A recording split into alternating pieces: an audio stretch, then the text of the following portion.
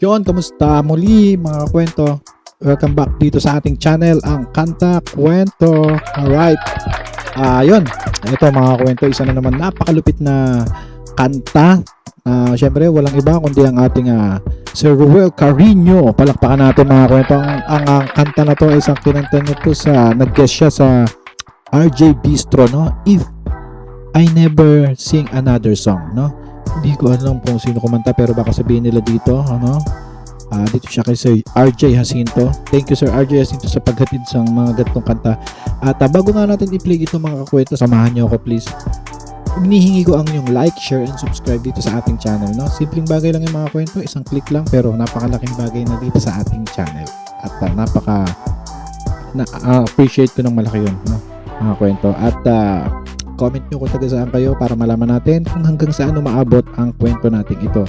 At yun, maisingit ko lang, meron tayo dito mga space at mga video, no? Pwede natin itong kung meron kayong gustong ipromote or product or logo ay pwede na po natin ilagay dito at i-promote natin, no? Kontakin nyo lang po ang ating Facebook page, Kanta Kwento. Meron din TikTok, WhatsApp, Telegram at Viber, no? Kompleto sa Ricardo siya mga kakwento. So, okay, punta na nga po tayo dito. Okay, let's go. Let's play. Hindi ko pa ito mapakinggan. If I Never Sing Another Song. Let's go. Ito may host, dalawang legend siguro itong mga host na to. Let's go. Nako, I can't wait to Ito, hear this. I want to hear this guy, okay? I want to hear him live also. A Matt Monroe impressionist, Ruel Carino. Where are you, Ruel? Right. Hi, Tito RJ. Oh, ito ka pala. All right. Good. So, Ruel, when did you start singing? Well, I've been singing since I was born. Wow. Around 15 years ago. 15 ka lang. Talaga to si Ruel Carino talaga. Napakalupit talaga na. Okay, so how did you learn about Matt Monroe from your dad or from your family? My grandfather. Your grand talaga, huh? Because Hinaram nga pala natin itong video na ito mga kakwento, no? Edited by and uploaded by Ma'am Rochelle Pilapil, no? Shoutout sa Ma'am Rochelle Pilapil. my elder brother, na kinuha niya yung isang song ng lolo ko. Oh. Then from my brother, napunta sa akin. Oh, I see. You know that Michael Bublé became Michael Bublé because his grandfather influenced him, made him listen to Sinatra records, Frank Sinatra records. Ito yun, ha? Yeah, but So, ganun din nangyari sa'yo? yeah, Parang, somewhat po. Influence. Oh, Okay, so what are you gonna sing today? Well, I mentioned my elder brother kanina, di ba? This is the song that got me into Matt Monroe. If I Never Sing Another Song. Wow. You know, let me tell you a story. I had a concert here with the son of Matt Monroe. Matt Monroe Jr. Dito sa ballroom sa Dusit. Kami tumugtog dito. Siya kasama namin siya. So, and then he visited a radio station. But Matt Monroe had a golden voice. That's what Cliff Richard called him. The man with the golden voice. Well, let's say I think I only have a silver voice. Silver? Pwede na rin yan. Pwede na rin yan dahil nasa Asia tayo. Okay? So, let's welcome Ruel Carino. Okay. Grabe, very supportive din talaga to si Sir RJ Jacinto sa mga ganitong mga on the spot joke, mga ganun, no? Saludyo mga sir.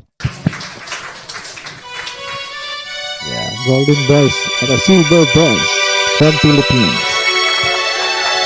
So when everyone I saw also they knew me once upon a song. sana Sir RJ Jacinto, no? Total kadikit mo naman yung anak ni Matt Monroe. Sana mapansin naman si Sir Ruel Carino nung tropa mo na yun, no, na anak ni Matt Monroe, no? Sana makasama niya yun sa concert balang araw. No? Napaka-nostalgic nun, no? Biruin mo, kasama mo yung kaboses ng iyong ama. Kung ang iyong ama ay may golden voice, si Sir Ruel Carino naman ay silver voice. Alright. Palakpakan natin yan. Main attractions couldn't buy a seat. The celebrities would die to me. I've had every accolade bestowed on me. And so you see. Wait lang mga kwento. Ito, post ko lang huwag kayong magagalit. Gusto ko na i-comment to. Ako kasi hindi ako talaga familiar sa mga old song. Pero dahil itong si Sir Ruel Carino is kinakanta ito, sobrang sarap pala talaga pakinggan, ano? Sobrang swabing-swabe yung kanyang pagkakabanat. Hindi ko na iniisip na old song siya. If I never sing another,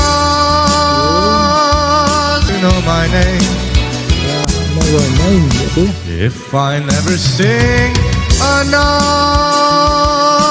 song. So, ibig sabihin, medyo historic pala tong kanta na to dahil nga yung kuya niya is kumuha ng CD or ano, tama ba? Tapos, kinuha niya rin at doon siya na-open sa mga kantang ganito, no? Very good. Or take another bow, I would get by, but I'm not sure how. Grabe, ang linis ng boses. Paano pa kaya pagka ano to, no? Pagka umidad-idad to ng sobrang nag-mature na ang boses ito, mga kwento, comment nyo kung anong hula nyo. If mga 5 years from now, no? 20 years old na siya, ano kaya? Gaano na siya kalupit?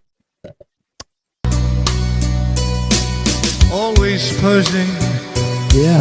but you love it all. Wala bro. Though you have to learn to act like you're above it all. Grabe.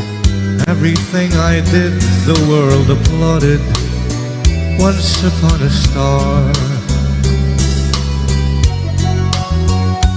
Ang linis pati nung ano, pagka binabanggit niya yung mga ugong ni Matt Monroe, no? Yung mga linis nung kanyang mga bigkas na mga lyrics, no? Framed citations hung on every wall. I've got a scrapbook full of quotes. You know? I can't recall it all. There were times I felt the world belonged to me. And so you see. Yeah, tapos na. Mauubo pa si Sir Ruel Carino doon Dito natin makikita talagang very talented.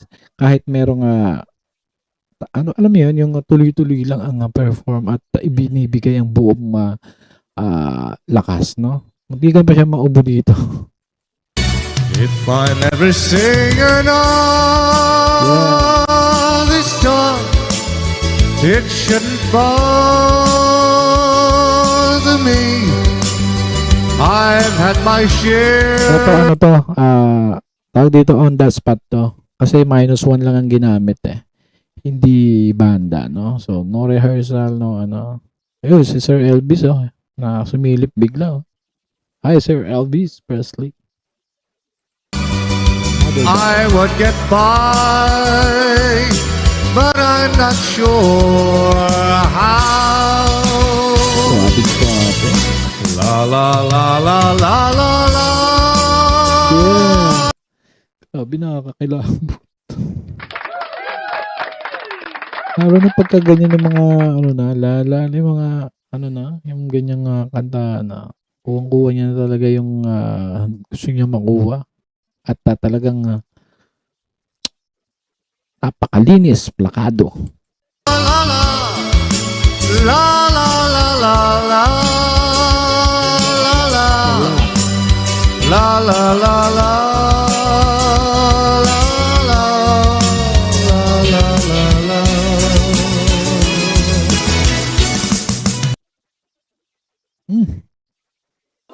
Bitin. Bitin naman yung Ma'am Rochelle Pilapil. Bigla siya nag-end, no? So, ganun talaga. Pero, overall, napakalupit ni Sir Ruel Carino.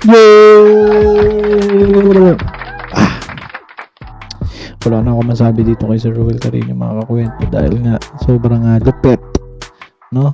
Masasabi ko na lang, kung nagustuhan nyo at nalulupit na kayo kay Sir Ruel Carino, ay hihingin ko na rin ang inyong like, share, and subscribe dito sa ating channel at i-comment nyo kung ano ang inyong masasabi dyan kay Sir Ruel Carino at kung may mga suggestion, reaction at gusto kayo ipa-mention sa atin at i-comment. At maluwag nga pala ang ating mga space dito sa ating channel, no? Yan dyan, dito sa mga gilid-gilid natin dyan.